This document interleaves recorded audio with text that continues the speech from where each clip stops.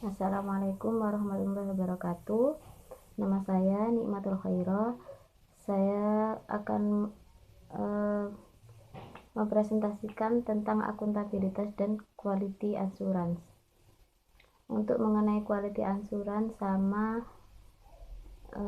akuntabilitas, itu sebenarnya akuntabilitas itu seperti hanya perhitungan, artinya mengira-ngira atau menghitung bagaimana standar sekolah tersebut baik apa enggak, bagus apa enggak, apa standarnya sudah memenuhi, apa standarnya sudah terpenuhi.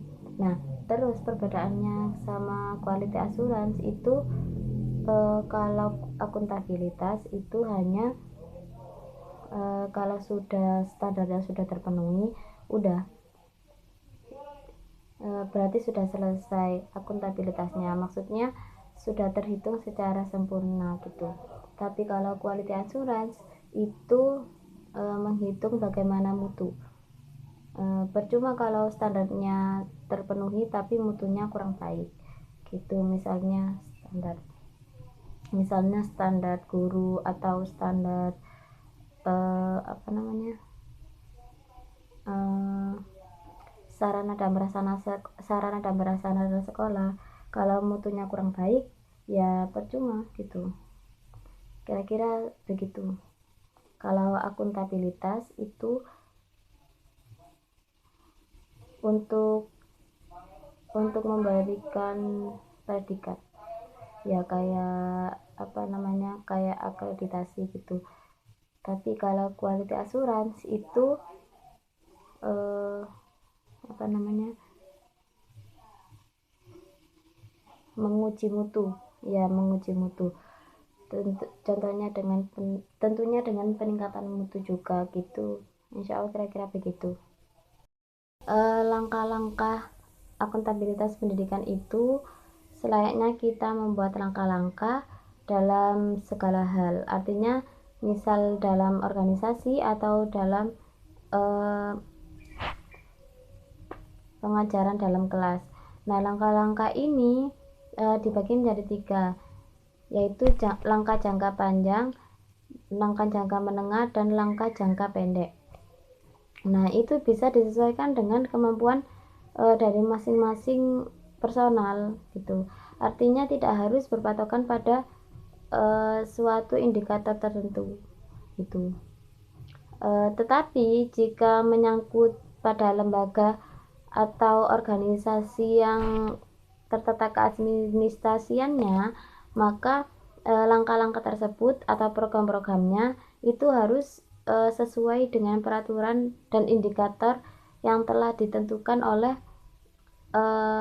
organisasi atau lembaga-lembaga tersebut. Nah, langkah-langkahnya itu ada. Yang pertama, menentukan tujuan program yang dikerjakan. Nah, seperti yang saya bilang tadi, bahwa ada program jangka pendek, jangka panjang, dan jangka menengah. Dan yang kedua itu program yang dioperasionalkan sehingga menimbulkan tujuan-tujuan yang spesifik. Itu artinya program-program itu hanya harus jelas tujuannya kemana, targetnya untuk apa saja, sehingga program itu tidak hanya menjadi program yang hanya bisa diomongkan, tetapi juga bisa dilaksanakan, sehingga dampaknya bisa merata kepada seluruh elemen yang bersangkutan. Lalu ada menggambarkan kondisi tempat kerja. Nah, ketika kita memprogram suatu atau membuat suatu program atau merencanakan suatu program, maka itu harus sesuai dengan kondisi lapangan yang ada.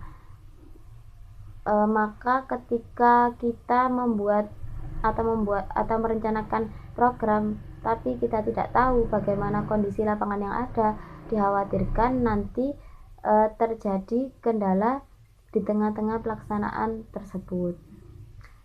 Lalu ada menentukan otoritas atau kewenangan petugas pendidikan. Setiap lembaga atau setiap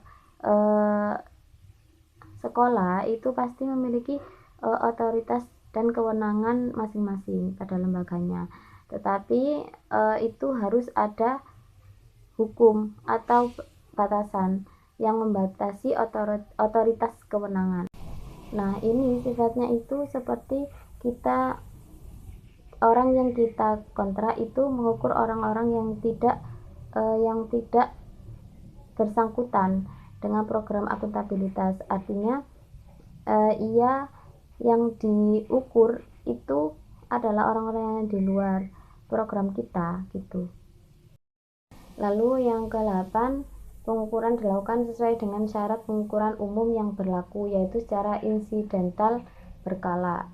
Dan yang ke-9, hasil pengukuran dilaporkan kepada orang yang berkaitan.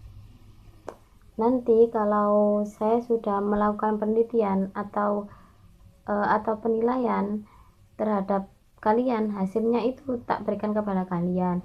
Berarti kalau ke lembaga-lembaga lainnya, akreditasi ini, hasilnya ini akan dilimpahkan ke sekolahan itu kan. Makanya kenapa ada sekolah yang ada sekolah yang berakreditasi A, berakreditasi B, itu hasil dari penilaian akuntabilitas itu. Mungkin hanya ini yang saya jelaskan. Apabila ada kesalahan dan kekurangan, mohon dimaafkan. Wassalamualaikum warahmatullahi wabarakatuh.